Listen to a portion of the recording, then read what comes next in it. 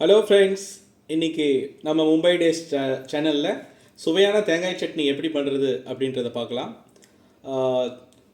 பார்க்குறதுக்கு முன்னாடி நீங்கள் சப்ஸ்கிரைப் பண்ணலைன்னா தயவுசெய்து மும்பை டேஸ் சேனலுக்கு சப்ஸ்கிரைப் பண்ணிடுங்க. ஓகே, இப்போது எப்படி பண்ணுறதுன்றது பார்க்கலாம். அதுக்கு தேங்காய் சட்னி பண்ணுறதுக்கு என்னென்ன தேவையானதுன்றதை பார்க்கலாம். கொஞ்சம் துருவின தேங்காய், நாங்கள் ஏற்கனவே தேங்காய் துருவி வச்சுருக்கோம். அப்புறம் 3 ஸ்பூன் பொட்டுக்கடலை, அதே மாதிரி 3 ஸ்பூன் கடலை ஆட் பண்ணிங்கன்னா டேஸ்ட் இன்னும் கொஞ்சம் நல்லாயிருக்கும். அப்புறம் 3 பச்சை மிளகாய், அப்புறம் 2 பூண்டு விழுது. இது எல்லாம் நம்ம மிக்சியில் போட்டு அரைக்கணும். நான் சொன்ன மாதிரி தேங்காய், துருவின தேங்காய்,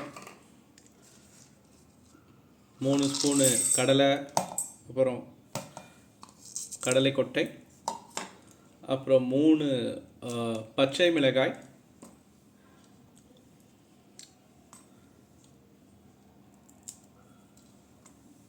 அப்புறம் கடைசியாக 2 பூண்டு விழுது.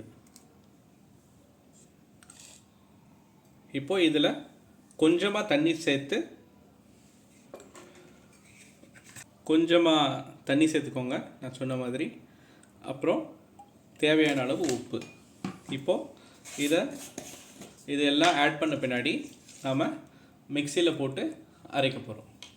ஃப்ரெண்ட்ஸ், இப்போது நான் சொன்ன மாதிரி மிக்சியில் போட்டு அரைச்சாச்சு.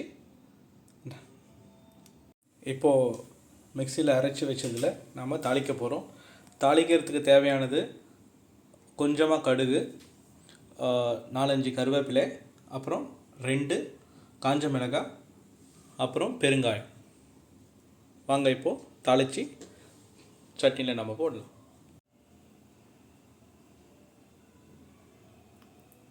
கொஞ்சமாக எண்ணெய் ஊற்றிக்கோங்க. இந்த சட்னி நீங்கள் பார்த்தீங்கன்னா இட்லி, தோசை, பூரிக்கு கூட வச்சு சாப்பிட்லாம். ரொம்ப சுவையாக இருக்கும். அண்ட் செய்கிறதுக்கும் ரொம்ப நேரம் ஆகாது, 7லேருந்து 8 நிமிஷம் ஆகும்.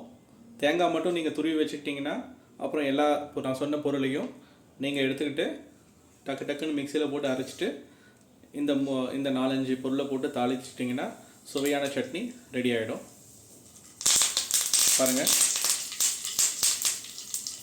வெடிக்க ஆரம்பிச்சிருச்சு. கொஞ்சமாக இதை நாம் இப்போது கொஞ்ச நேரம் விட்டுட்டு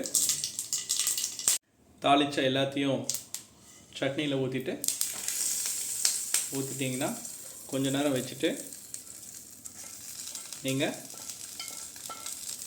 டேஸ்ட் பண்ணலாம். பாருங்கள் ஃப்ரெண்ட்ஸ், எவ்வளோ அருமையான சட்னி வந்திருக்கு. இப்போது இதை நீங்கள் இட்லிக்கோ தோசைக்கோ நான் சொன்ன மாதிரி செஞ்சு பார்த்துட்டு எப்படி இருக்குன்னு கண்டிப்பாக மறக்காமல் கமெண்ட்டில் சொல்லுங்கள். எங்கள் வீடியோ பிடிச்சிருந்துச்சின்னா மறக்காமல் லைக் பண்ணுங்கள். தேங்க்யூ.